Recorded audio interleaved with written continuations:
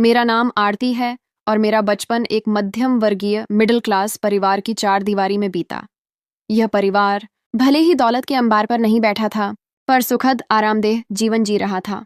मेरे पिताजी एक निजी कंपनी में मेहनत करते और उनकी तनख्वाह हमारी सभी ज़रूरतों को अच्छे से पूरा करती थी। हमारे घर में हर मौसम की सुविधाएं मौजूद थीं, पर ऐशो आराम का वह नज़ारा जो फिल्मों में और अमीरों की कहानियों में दिखता है, वह हमारी पहुंच से दूर था। मैं अपने माता पिता की अकेली औलाद नहीं थी। मेरे दो बड़े भाई सोमेश और प्रेम और एक छोटी बहन नीतू थी। मगर अजीब बात यह थी कि प्यार का केंद्र हमेशा मैं ही रही। इस खास तवज्जो की मुख्य वजह मेरी रूप रंग खूबसूरती थी। बचपन से ही मैं इस सच्चाई में लिपटी रही कि मेरी शक्ल और सूरत में कोई जादुई आकर्षण है। घर में आने वाला हर रिश्तेदार, मोहल्ले की हर आंख और स्कूल के शिक्षक सब मेरी आकर्षक मुस्कान और दिलकश नैन नक्श की तारीफ किए बिना नहीं रह पाते थे। हर कोई मुझे गोद में उठाता, बेपनाह प्यार देता और मैं एक नायाब गुड़िया की तरह देखी जाती थी। जैसे जैसे मेरा शरीर और मन बड़ा होता गया, यह मजबूत और खतरनाक एहसास मेरे दिलो दिमाग में पक्का होता गया कि जिंदगी में रूप ही सब कुछ होता है। यह वह ताकत है जो हर दरवाजा खोल सकती है और हर इच्छा को पूरा कर सकती है। कॉलेज की दहलीज तक पहुंचते पहुंचते मैंने अपनी इस खूबसूरती को भुनाना और इस पर इतराना, गर्व करना, जैसे एक स्वाभाविक कला की तरह बहुत अच्छे से सीख लिया था। अब मैं सिर्फ खूबसूरत नहीं थी, बल्कि एक आत्ममुग्ध, आत्मविश्वासी और फैशनेबल लड़की बन चुकी थी। कॉलेज की सीमा में मेरा एक अलग ही आभा ऑन रहा था और मैं हमेशा अपने जैसी ही आत्ममुग्ध और अमीर परिवारों से ताल्लुक रखने वाली सहेलियों के बीच घिरी रहती थी। ये सच है कि मेरा पढ़ाई में बिल्कुल भी मन नहीं लगता था। किताबों के पन्ने मुझे बेमानी लगते थे, जबकि आलीशान, उत्कृष्ट और महंगे कपड़े, फैशन मैगजीन और अमीरों के रहन सहन में मेरा ध्यान अटका रहता था। मेरे घर वाले इस बात से बेखबर थे कि मैं कॉलेज में क्या गतिविधियां करती रहती हूँ। मैं बहुत लाडली थी, मगर एक हद तक। मेरी माँ देवी का गुस्सा मेरे लिए एक छिपा हुआ डर था, एक ऐसी रेखा जिसे पार करने की हिम्मत मुझ में कभी नहीं हुई। मेरे भाई सोमेश और प्रेम, जो मुझसे उम्र में बड़े थे, अपने कामों में व्यस्त रहते थे और छोटी बहन नीतू अभी बहुत छोटी थी। मेरे पिता अपने काम और परिवार की जिम्मेदारियों में लगे रहते थे, इसलिए मेरी आज़ादी पर कोई सख्त पाबंदी नहीं थी। मेरी दुनिया का सबसे अहम केंद्र मेरा कॉलेज कैंपस था, जहां मैं बहुत प्रसन्न खुश रहती थी। अक्सर मैं क्लासेस बंक करती और सहेलियों के साथ कैंटीन की हलचल या कॉलेज के किसी छिपे कोने में बैठकर गपशप बातें करती रहती। कॉलेज आने जाने के लिए मैं रोजाना बस का सफर करती थी, एक ऐसा सफर जो मेरी दुनिया को हमेशा के लिए बदलने वाला था। रौनक से पहली मुलाकात, अमीरियत का आकर्षक जाल। इसी तरह रिश्तों की असंतोषजनक सतह और भौतिक इच्छाओं की पूर्ति की तलाश में मेरे दिन गुजर रहे थे कि एक दिन मेरी जिंदगी में एक असाधारण मोड़ आया। मेरी मुलाकात एक लड़के से हुई। वह महज अमीर नहीं था, वह बहुत धनवान था। उसकी दौलत का पहला और सबसे ठोस सबूत उसके पास खड़ी एक बड़ी, चमकती हुई काले रंग की चमचमाती कार थी। इस कार की शानदार चमक मेरी आंखों को चौंधिया गई और मेरे अंदर की लालची लड़की ने फौरन खतरे की घंटी बजाना शुरू कर दिया। मुझे हमेशा से ही अमीर लोग बहुत पसंद थे। मैंने खुद से वादा कर रखा था कि मेरे पास ढेर सारा धन, बहुत पैसा हो, और मुझे सच में यही लगता था कि सिर्फ पैसा ही सब कुछ है। ताकत, आज़ादी और इज्जत सब दौलत के कदमों में लौटती है। इस लड़के का नाम रौनक था और वह मुझे बस स्टॉप पर ही मिला था। हुआ यूं कि एक दिन मैं कॉलेज से वापसी पर बस का इंतजार कर रही थी। सूरज अपने आखिरी पलों में था और बस स्टॉप पर मेरे अलावा सिर्फ एक आदमी और खड़ा था। थोड़ी देर तो वह चुपचाप खड़ा रहा, मगर जब उसने देखा कि वहां कोई और मौजूद नहीं है और वीराना बढ़ रहा है, तो उसने मुझसे बदतमीजी करने की कोशिश की। पहले वह मेरे करीब आया और नागवार अंदाज में बात करने की कोशिश की, फिर एकदम से मेरा हाथ पकड़ने लगा। उसकी इस जुर्रत भरी और जंगली हरकत पर मेरे अंदर का गरूर और गुस्सा एक साथ भड़क उठा और मैंने जोश में आकर उसे जोरदार थप्पड़ मार दिया। मेरे इस हैरान कर देने वाले और सख्त रिएक्शन पर वह आदमी हक्का बक्का रह गया। उसने फौरन मुझे बालों से पकड़ा और एक छोटा सा मगर खौफनाक चाकू मेरी गर्दन पर रख दिया। चाकू की ठंडक महसूस करते ही मेरी होश गुम, भयभीत हालत हो गई और मेरा सारा गरूर खाक में मिल गया। मैंने मदद के लिए चीखना चाहा, मगर मेरी आवाज गले में ही घुटकर रह गई। आसपास कोई नहीं था। वह मुझे घसीट कर ले जाने लगा और मेरी आंखों से आंसू सैलाब की तरह बहने लगे। जिंदगी में पहली बार मुझे बेबसी का एहसास हुआ। तभी अचानक एक फरिश्ते की तरह कोई आया और उस आदमी से मुझे छुड़वाकर उसे बहुत बुरी तरह पीटने लगा। वह आदमी बेरहमी से मार खा रहा था और मेरे मददगार ने तब तक उसकी पिटाई जारी रखी जब तक कि मेरी जोरदार चीख ने उसे चौकन्ना नहीं किया। उसने फौरन उस बदमाश को छोड़ा और मेरी तरफ ध्यान दिया और बहुत शालीनता से पूछा कि क्या मैं ठीक हूँ।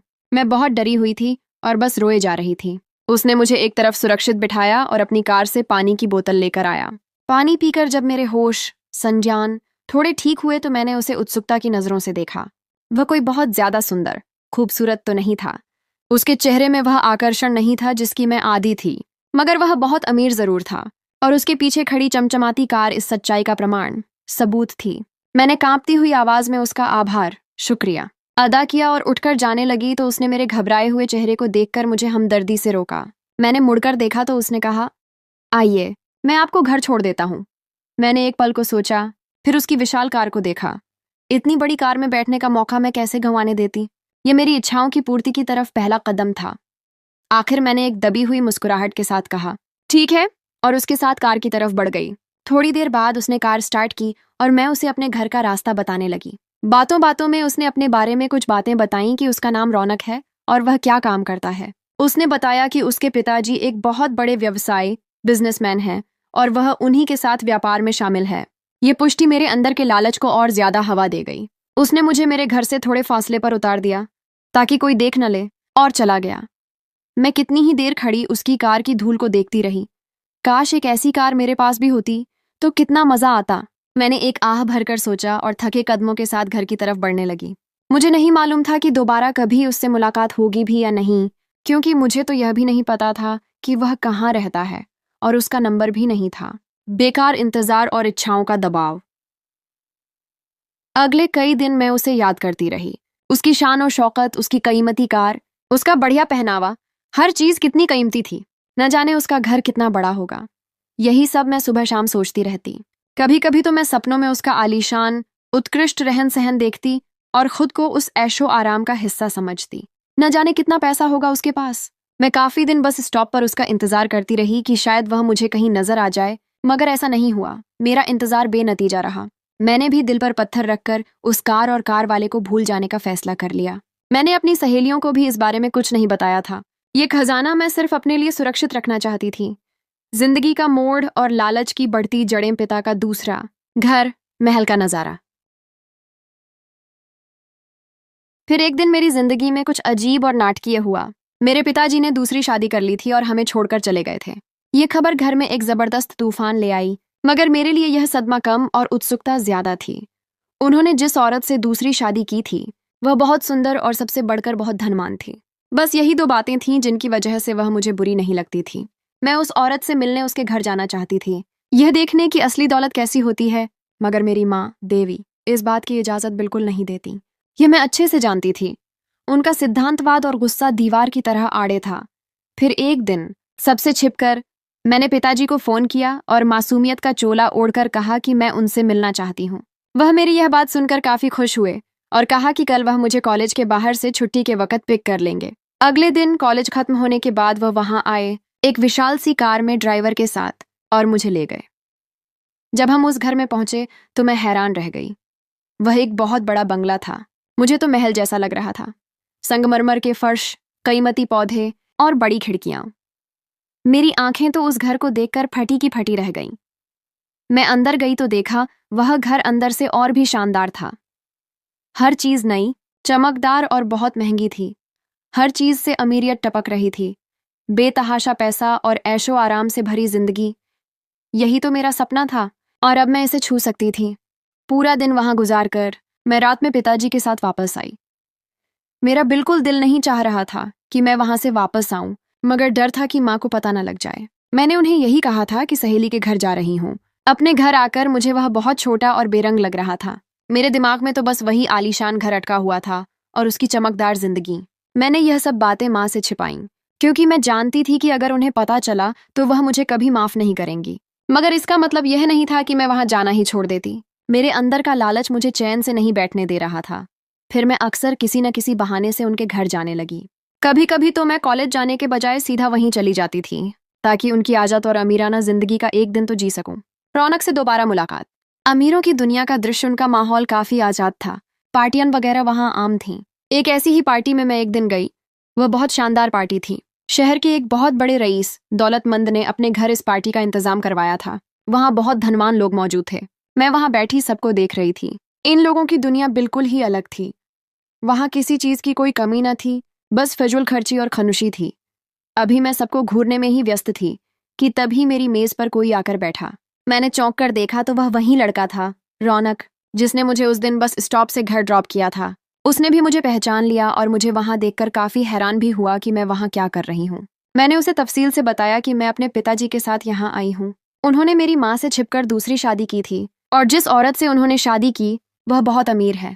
बस उन्हीं के साथ मैं यहाँ आई हूँ। मेरी बात सुनकर उसने कहा, तो तुम्हें यह सब कैसा लग रहा है? मैंने तड़पती आंखों से कहा, बहुत अच्छा। फिर उसने मुझे और ज्यादा चौंका देने वाली बात बताई कि तुम्हारे पिता ने जिससे शादी की वह एक बहुत बड़े व्यावसायिक की बेटी है और यह पार्टी मेरे पिताजी ने ही आयोजित अरेंज करवाई है। फिर हम काफी देर वहीं बैठे बातें करते रहे। वह मुझे अपने घर के अंदर ले गया और उसका घर बहुत बड़ा और बहुत खूबसूरत था। अंदर से मैंने ज्यादा तो नहीं देखा, मगर जितना देखा वह बिल्कुल फिल्मों जैसा घर लगा। फाउंटेन, महंगे आर्टवर्क और आलीशान फर्नीचर। उस दिन वहां से निकलते हुए मैंने सोच लिया था कि मैं भी एक दिन यह सब हासिल करूंगी, चाहे इसके लिए मुझे कोई भी कीमत अदा करनी पड़े। मेरी लालच यह सब देखकर दिन ब दिन और बढ़ती जा रही थी। कभी कभी तो मुझे यूं लगता मैं कोई पागल लड़की हूं जिसका मकसद सिर्फ पैसे के पीछे भागना है। देवी का गुस्सा और पाबंदियां इस जुनून में आकर मैंने एक बड़ा कदम उठाया। मैंने कॉलेज जाना छोड़ दिया। जब मेरी माँ देवी को मेरे इस अप्रत्याशित फैसले का पता चला तो मैंने नाफरमानी के लहजे में बोल दिया कि मैं बिल्कुल भी पढ़ना नहीं चाहती। पढ़कर मैंने क्या कर लेना है? मेरी बातें सुनकर वह बहुत गुस्से में आ गईं और उन्होंने सख्त लहजे में कहा कि यह सनक तुम्हारे दिमाग में तुम्हारे बाप ने भरी होगी। तुम जब से उधर जा रही हो बहुत ही बदतमीज होती जा रही हो। जिंदगी में पैसा ही सब कुछ नहीं होता। आज के बाद तुम मेरी इजाजत के बिना बाहर कदम नहीं रखोगी। मैं उनकी यह बात सुनकर काफी परेशान हो गई, क्योंकि मैं भी जानती थी कि उनकी बात पत्थर पर लकीर होती थी। उनकी गंभीरता और पाबंदी तोड़ना नामुमकिन था। और फिर उन्होंने वही किया जो कहा। मेरा हर जगह आना जाना बंद कर दिया। मेरा मोबाइल भी मेरी माँ के पास था। मैं घर रह रहकर बहुत तंग आ गई थी और रौनक से मिलने की इच्छा बढ़ती जा रही थी। फिर मैंने एक दिन माँ से चालाकी से बात करने का फैसला किया। मैंने मासूमियत से कहा, ठीक है, मैं कहीं नहीं जाऊंगी, मगर बस मुझे कॉलेज जाने दें। मेरी बात सुनकर उन्होंने कहा, कॉलेज तुमने अपनी मर्जी से जाना छोड़ा है, अब क्यों याद आ रहा है तुम्हें कॉलेज? मगर मेरी मिन्नत, समाजत और झूठे पछतावे ने आखिरकार उन्हें पिघला दिया और मैंने कॉलेज जाना शुरू कर दिया। ये नहीं था कि अचानक से मुझे पढ़ाई का शौक चढ़ गया, बल्कि बात यह थी कि कॉलेज ही एकमात्र रास्ता था मेरे लिए रौनक से दोबारा संपर्क करने का। संपर्क बहाल और रौनक का कीमती जाल। मैंने अपनी सहेली कोमल से इस सब का जिक्र किया तो उसने खुशी से कहा कि तुम मेरा मोबाइल इस्तेमाल कर लो। मैंने उसका मोबाइल लेकर रौनक को कॉल की और उससे कहा कि कल कॉलेज के वक्त मुझसे मिलने आ जाना। अगले दिन जब मैं कॉलेज गई तो वह पहले से मेरे इंतजार में खड़ा था। मैंने एहतियात के तौर पर इधर उधर देखा और उसकी कार में जाकर बैठ गई। उसने पूछा कि मैं ठीक हूं तो मैंने कहा, हाँ, पहले तुम गाड़ी यहाँ से कहीं और ले जाओ। मेरी बात सुनकर उसने सिर हिला दिया और गाड़ी को आगे बढ़ा दिया। थोड़ी देर बाद एक सुनसान जगह पर जाकर उसने गाड़ी रोकी और कहा, हाँ, अब बताओ, इतनी जल्दी क्यों बुलाया मुझे? ऑफिस के लिए भी निकलना है, मुझे देर हो रही है। उसकी बात सुनकर मैंने नाराजगी से उसकी तरफ देखा और डांटने वाले लहजे में पूछा, क्या तुम मेरे लिए इतना भी नहीं कर सकते? एक दिन ऑफिस से लेट नहीं हो सकते? मेरी अंदाज देखकर वह हंस पड़ा और बोला, क्यों नहीं? इतना खूबसूरत चेहरा अगर मुझे रोज सुबह देखने को मिले तो रोज लेट होना चाहूंगा। चलो बताओ, क्या बात थी जो तुमने मुझे इतनी जल्दी में बुलाया? उसके पूछने पर मैंने आंखों में ढेर सारे आंसू भरकर, चेहरे पर मासूमियत तारी करके, सारी बात को अपने मतलब में घुमाकर उसे सुना दिया। मैंने उसे ऐसे यकीन करवाया जैसे मेरी माँ एक सख्त और जालिम औरत हैं और वह मुझ पर बहुत पाबंदियां लगाती हैं। मैं देख रही थी कि उस पर मेरे झूठे आंसुओं का असर अच्छा खासा हो रहा था। उसने मुझे तसल्ली दी और फिर हम थोड़ी देर बातें करते रहे। फिर उसने मुझे कॉलेज के बाहर उतार दिया और खुद चला गया। मैंने अपना तीर तो चला दिया था, अब देखना था कि वह निशाने पर लगा या नहीं। अगले 2 दिन मेरे इंतजार में ही गुजरे। उसने कोई संपर्क नहीं किया, हालांकि मैंने उसे कहा था कि मेरी दोस्त के नंबर पर संपर्क कर लेना। अब मैं मायूस होने लगी थी कि न जाने वह कुछ करेगा या नहीं। मैं इन्हीं सोचों में घिरी कॉलेज की कैंटीन में बैठी हुई थी जब अचानक मेरी दोस्त कोमल मेरे पास आई और कहा कि आरती, तुम्हारे इसी दोस्त की कॉल आ रही है। मैंने उसकी बात सुनकर झट से उसके हाथ से मोबाइल लिया और कॉल रिसीव उठाकर मोबाइल कान से लगा लिया। उसने कहा कि मैं बाहर तुम्हारा इंतजार वेट करूंगा, छुट्टी के वक्त तुम आ जाना। मैं ये सुनकर बहुत खुश हुई। मैंने अपनी दोस्त को बताया कि वह मिलना चाहता है। क्या तुम मेरी मम्मी को बोल दोगी कि मैं तुम्हारे साथ हूँ?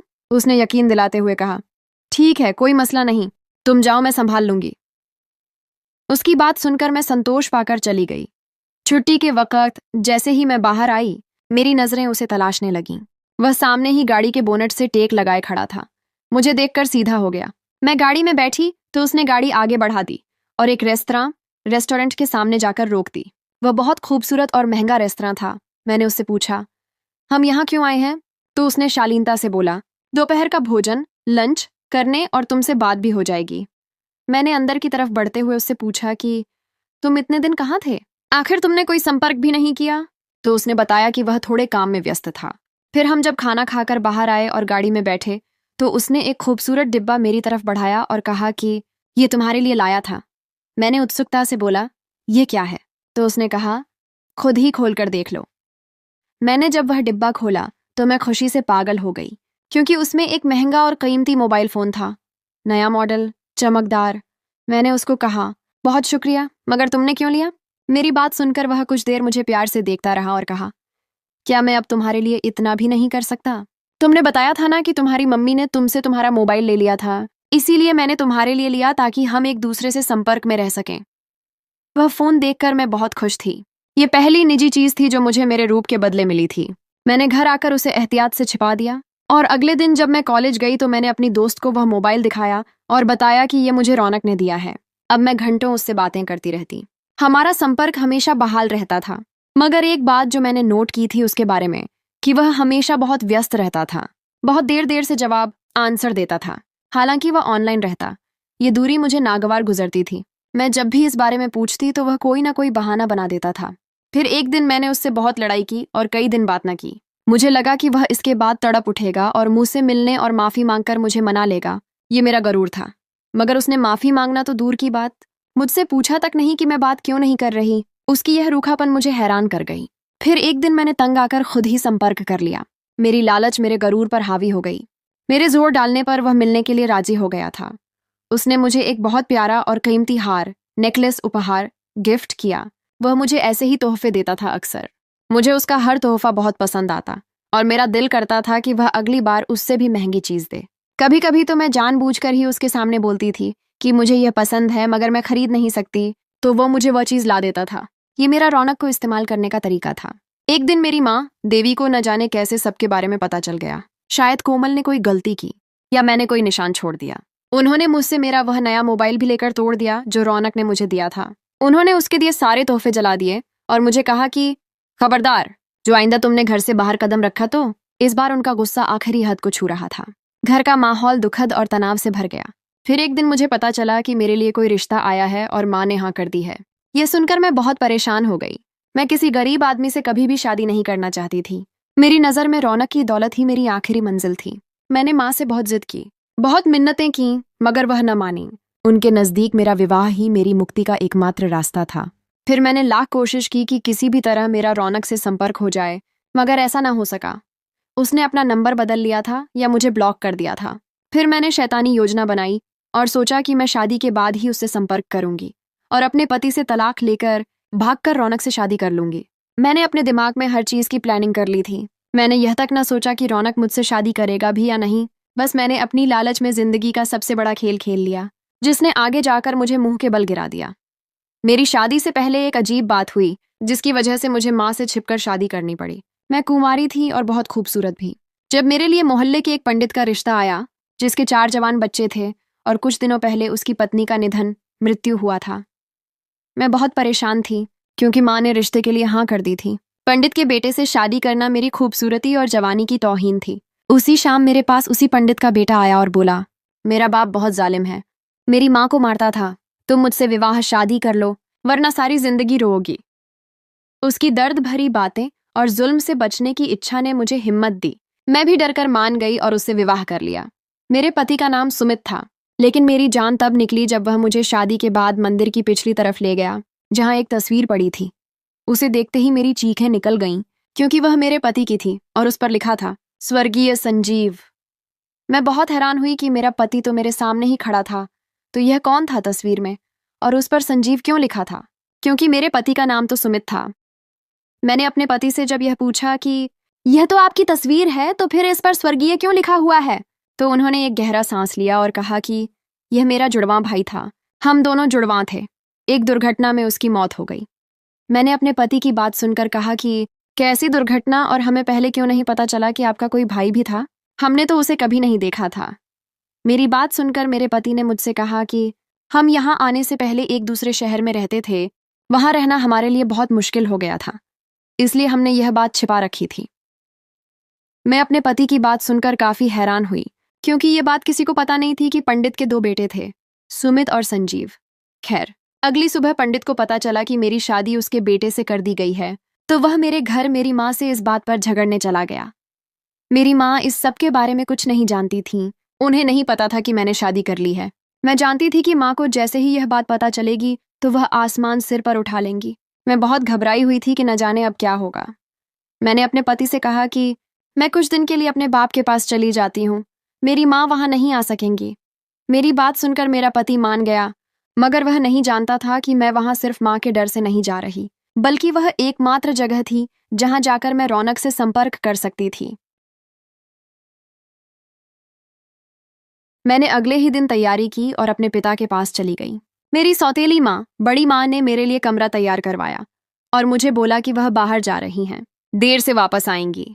उनके चले जाने के बाद मैं वहीं लाउंज में बैठ गई और अपनी जिंदगी के इस जटिल मोड़ के बारे में सोचने लगी, और साथ ही यह भी सोचने लगी कि आखिर अपने पति से कैसे पीछा छुड़वाऊं।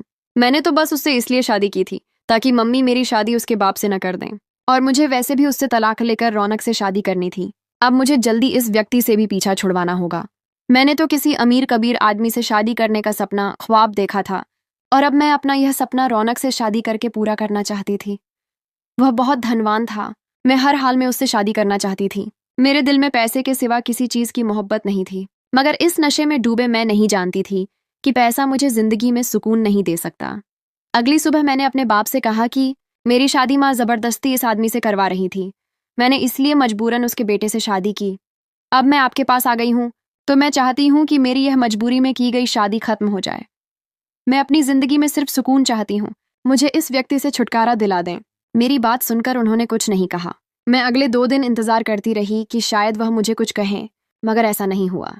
फिर मैंने एक दिन खुद ही उनसे पूछ लिया, तो उन्होंने सख्ती से कहा कि मैं इस सिलसिले में कोई मदद नहीं कर सकता तुम्हारी।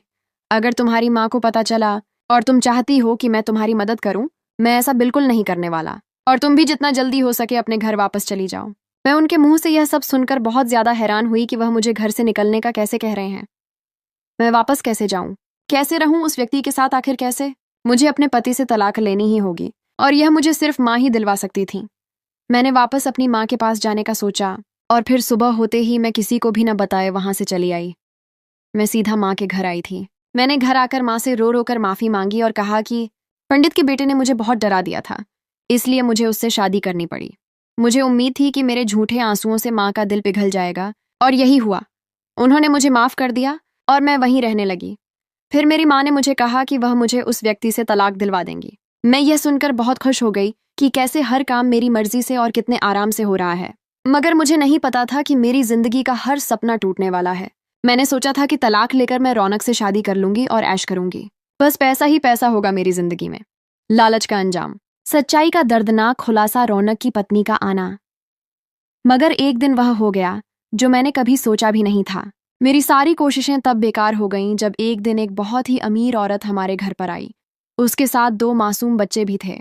मुझे अच्छे से याद है, वह शाम का वक्त था। मैं अंदर बैठी हुई थी और अपनी आने वाली जिंदगी के बारे में सोच सोच कर खुश हो रही थी कि एकदम जोर जोर से दरवाजा बजा। मेरी माँ, देवी, परेशान होकर कमरे से बाहर आई कि न जाने इस वक्त कौन आ गया और इतनी बुरी तरह दरवाजा क्यों पीट रहा है।